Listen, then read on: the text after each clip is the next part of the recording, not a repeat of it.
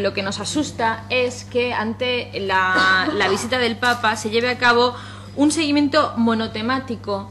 en cuanto a la retransmisión de este evento, que en ningún caso, haciendo esto, se está produciendo una promoción de los valores culturales y educativos, tal y como manda la recientemente aprobada Ley de Radiotelevisión Española y también como manda nuestra Constitución. Los valores de la Constitución son los que debe promover Radio Televisión Española como televisión de todos, como ente público, no los de la Iglesia, no los del concordato. Como ciudadanos no es admisible que al encender la televisión pública, la televisión de todos, nos encontremos permanentemente con la retransmisión de la visita del Papa, que, como digo, en ningún caso significa la promoción de valores culturales y educativos reflejados en nuestra Constitución,